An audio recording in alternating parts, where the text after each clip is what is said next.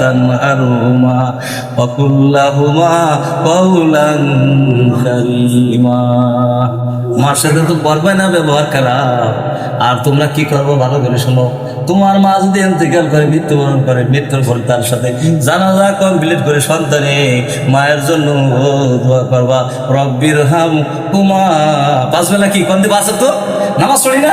এই পাঁচ ওয়াক্ত নামাজ পড়া কি ফরজ? কি ফরজ না?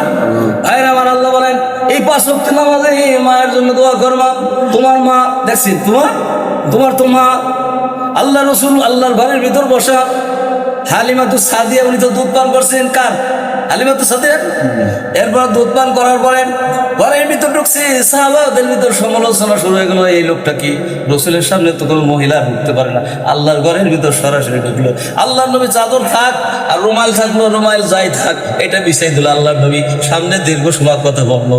দীর্ঘ সময় কথা বলার পরে কিছু লোক তো একটু কি, আমারও নেই একটা ইমাম সাহেব ভুয়াও নিয়ে আসতে মনে না যায়, অনেকে মাইন্ড করে না, হুজুরের কাছে আসছে। তাই ওই আলোচনা কর, মূল কথা আসি।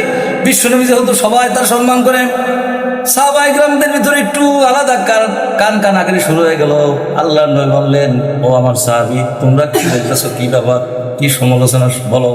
বলতেছে এই মহিলাটাকে আমরা তো চিনতে পারলাম না।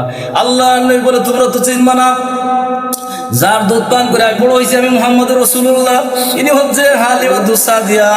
এই দুধ পান করে তো আমি বড় হয়েছি মুহাম্মদ রাসূলুল্লাহ। আমার মা বলছে, আমি তো চাদর বিছাইছি, ভালো কথা, আমার বুকের চাওনা দিয়ে যদি আমার মা বিছনাটা বিছাই দিতাম, এতে আমার উত্তম হয়তো ভালো হইতে চলে গেল। সুবহানাল্লাহ। রসুল বললো কি, আমার বুকের হাদিসের ভিতর আসছে, কিতাবের ভিতর আসছে, মায়ের সন্তানের যদি বুকের চামড়া দিয়ে যদি মা বাবার জুতা স্যান্ডেল করে দেয়, এক ফোঁটা দুধের হক আদায় হবে না। কি মার দুধের হক কি আদায় হবে বলেন?